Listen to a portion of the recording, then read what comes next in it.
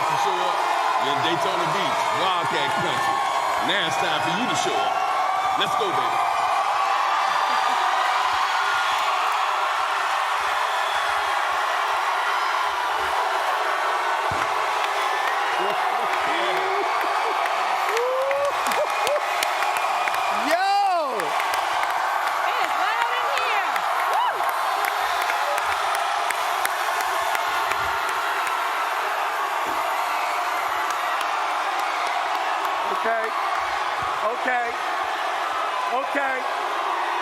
Okay. Uh-huh. I like this.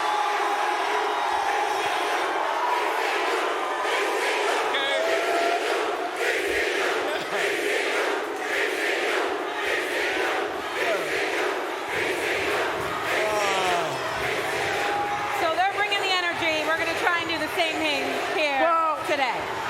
Let me say this to the University of Bethune-Cookman, BCU. I asked y'all. No, I challenged y'all to show up.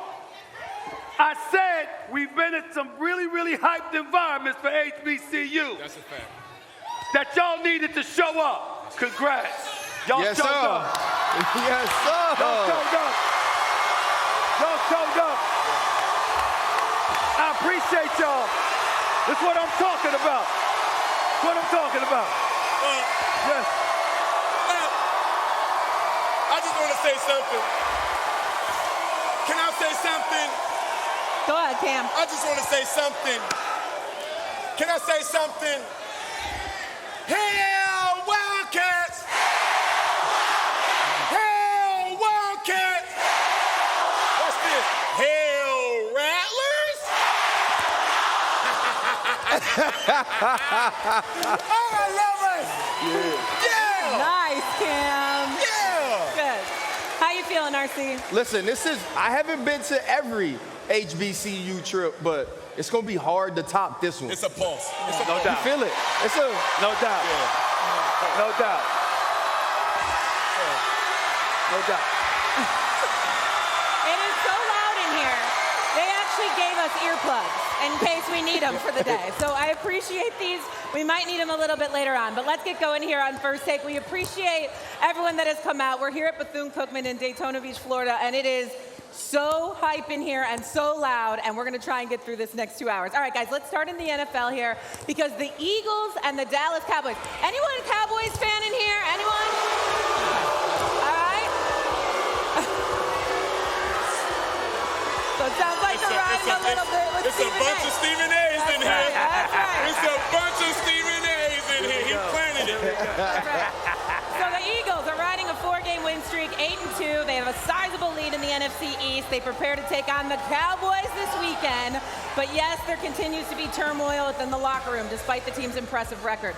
Recent reports suggest that players have grown frustrated with Jalen Hurts and his reluctance to throw the ball, especially in tight coverage. Yesterday, Jalen Hurts responded to the criticism. Here it is.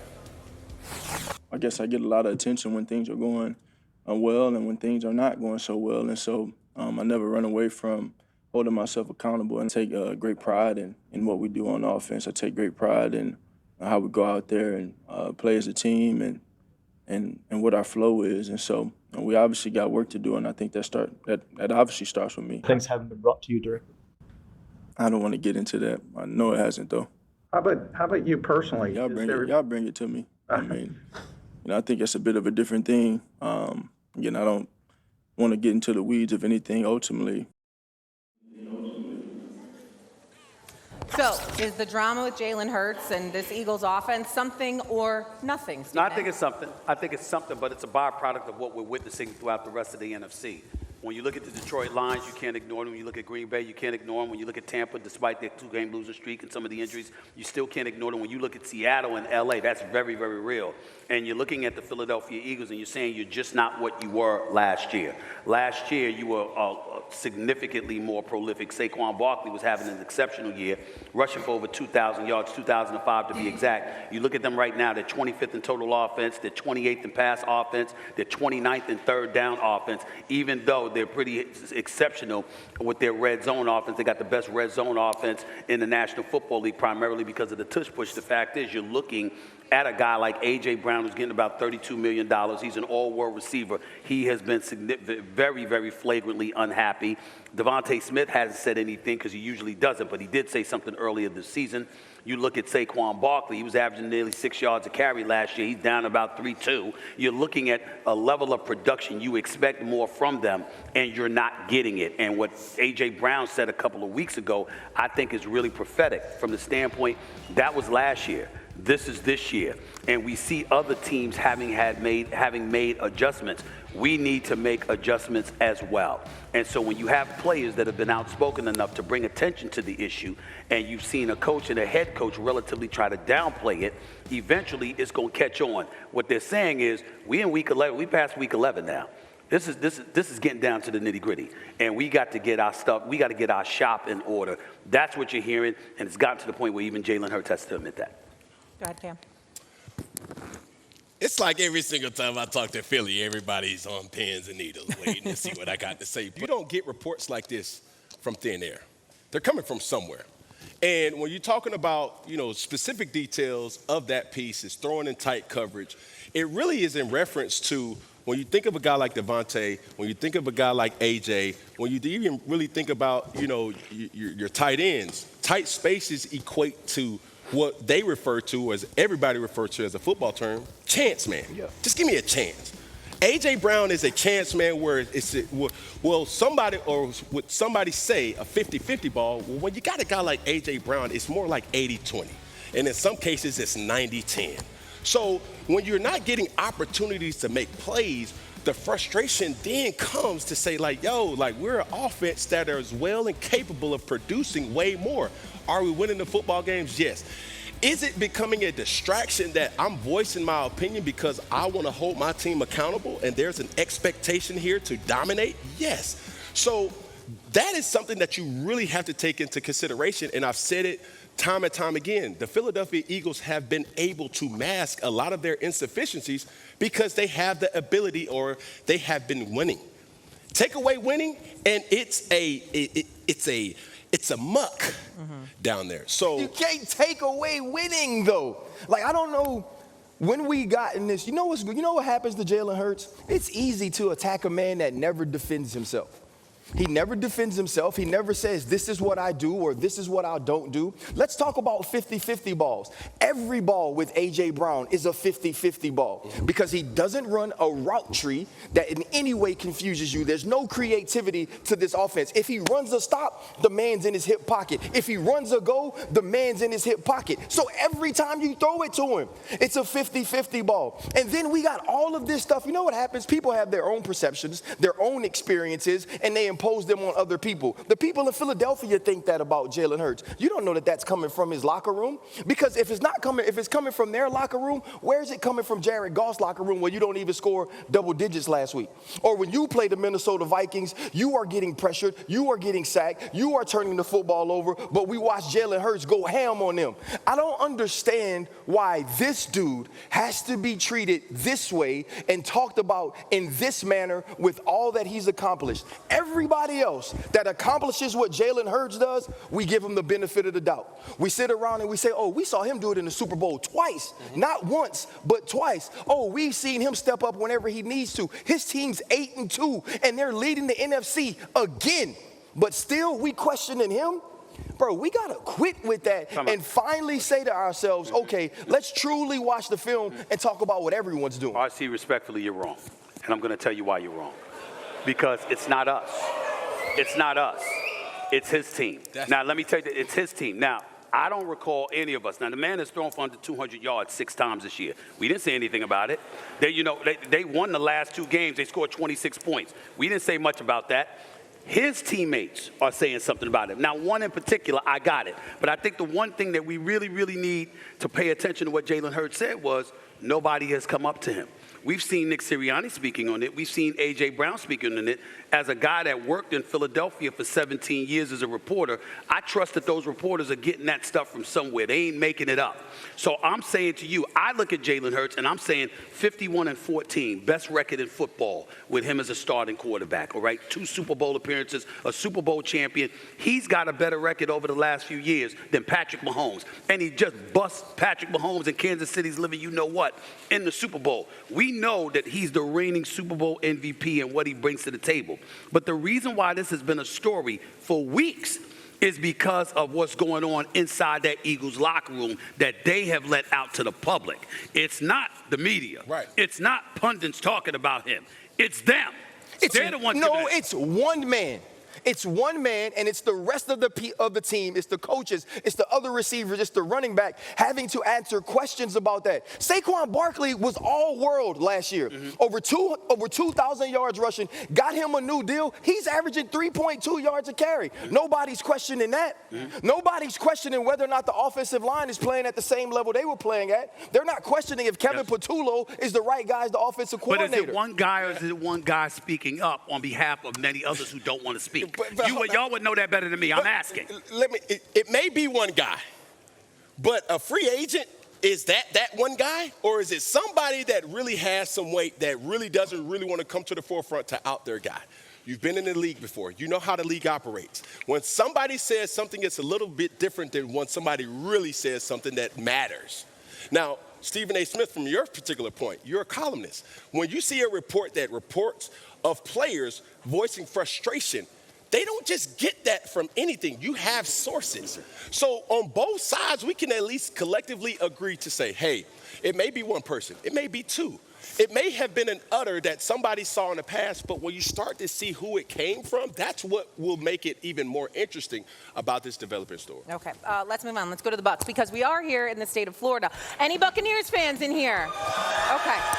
A much more welcoming response, I think, than the Cowboys. So the Bucs have watched their lead in the NFC South shrink dramatically after losing 3 of the past 4 games to stiff competition. The Lions, Patriots, and Bills, and the road doesn't get not any easier this weekend. On Sunday night, the Bucs are set to face a Rams team that's currently tied for the best record in the NFC. Since starting 5-1, the Bucs' odds to win the NFC have moved from plus 750 to 14-1, which is 6th among NFC teams according to ESPN Sportsbook. So, Cam, do you believe Baker Mayfield and the Bucs are still at this point Super Bowl threats? Absolutely. And I think the only thing that pretty much has changed with this is the offense is still dominant and potent, even with the injury to a Mike Evans. Now, when you have Baker Mayfield now having an opportunity at the end of the game to go win it for us, he's provided that opportunity. Well, when you look back last week, he didn't have an opportunity in Buffalo because the game got so out of hand, it was almost like we were playing catch-up to somebody's mustard. You dig what I'm saying? I got you. So those type of realities have to be taken into consideration. And it's not to say that the Buccaneers defense isn't capable because they have some stars there. It now comes back to saying, hey, how can we play complementary football with keeping the game in reason so we can allow our team to make plays for us at the end? Go ahead, RC. That is not true. This team, the Tampa Bay Buccaneers, as they are playing right now, aren't Super Bowl threats at all. The Tampa Bay Buccaneers, when we go back throughout their schedule, you say, okay, Seattle was a quality win. We'll say the San Francisco 49ers are a quality win. In the last 2 weeks, you played the leaders of the AFC East Division and the Patriots and the Bills, and the Bills game was actually close. Baker Mayfield did have an opportunity in the fourth quarter. A Bills team that can't stop a nosebleed was able to get the football back to Josh Allen. Obviously, Josh Allen has one of those superhuman days. But if they don't get people back healthy, if Todd Bowles defensively can't figure out a way to stop the big play, this team can't compete with the top of the NFC. It wasn't just Drake May to Kyle Williams, Drake May to Stephon Diggs, Drake May to Mac Hollins. It was last week with Keon Coleman on the sideline, Josh Allen to every damn body. And so if they don't figure out a way to stop people and give Baker Mayfield more help offensively when you get some people back healthy, this team will be home early in the playoffs like we've seen them the last few years. Listen, I don't have much to add more than that because I agree with RC. I mean, right now, we look at the Tampa Bay Buccaneers, they're a decent team. But we don't view them the same way we view Seattle. We don't view them the same way we view L.A., and we damn sure don't view them the same way we view Philadelphia. We just don't. And then when you combine the fact that you got cats missing multiple games. That includes Mike Evans, Chris Godwin, okay? Bucky Irvin as well. I mean, those are pivotal absentees right there. When they're not in the game, that affects you. We know that Baker Mayfield been trying to hold down the fort despite oblique injuries and knees and all of this other stuff. He's been trying to hold down the fort, but there's only but so much he can do. There's only but so much that defense can do. Tampa Bay is a damn good team. They're in the mix. They're respectable. But you need all your weapons. You got to remember Tristan Wirfs. I mean, you got him on the offensive line. You need that, brother. Yep. If you don't have these cats available, you have no chance against these teams that we're talking about in the NFC. They started the season 5-1, right? They won so many close games, and it seems like those close games have kind of slipped away from them. So why do you still think they're a Super Bowl contender? I just got to question Stephen A. on something real quick. Like, you just loosely using teams of what they could be or what they have showed before and not consistently. And that's fair that you've now came into a realization of a better understanding of the Tampa Bay Buccaneers. But to see last week's performance and still to utter a Seattle Seahawks team, the thing that I'm saying is each team that is a Super Bowl contender has one thing in common: a capable quarterback. That's not to say that Sam Darnold isn't capable. What I'm saying is what we've seen more times than not. At one particular point in this year, we were saying that Baker Mayfield was a MVP candidate, if not the top. First 4 weeks, Yeah, but he's still performing at a high level with the opportunity that is given. Now, when you say Super Bowl contenders, I'm putting Baker Mayfield in a position to say, hey, can he compete with a Philly? Can he compete with a Detroit? Can he compete with the Los Angeles Rams? Can he compete with a Seattle? Yes, because of Baker Mayfield and what I've seen more times than not this year, and that's the reason. Well, you can. I get you. I get where you're coming from with this. Here's where I'm looking at with Seattle. Sam Darnold. We know what happened with him in the season finale against Detroit last year. We know what happened to him in the playoffs against the Rams. And his brother rolled up to. Hold on, wait a minute. Why you set him up so he can talk bad about Sam? I'm not talking bad about it. I'm just giving you a fact. The man showed up in Southern California and act like he was drowning in the Pacific Ocean. Something was wrong. Yeah, he came straight from Coachella. Four interceptions, okay? 4 interceptions.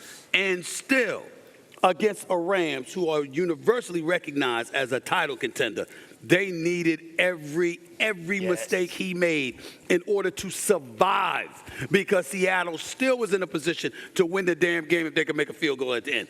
This is what we're talking about here. Despite 4 interceptions, my attitude is, as awful as he can be in his moments, I don't expect him to be that awful. How can we rely? I'm not relying on that. And that's the difference. Yeah. Somehow we went off the rails, and we got to the Seahawks. How the hell we get to Sam Darnold, though? Strange. It's a bunch of strange things. He's not even in the rundown. The Bucs have a tough one. Speaking of California and LA, the Bucs have a tough one. Again, they have the Rams on Sunday night. The Bucs 1-7 in primetime games since 2023. Yeah. Not a great record, but they could change the tide. How's everyone doing out there? Okay, good. Good to hear.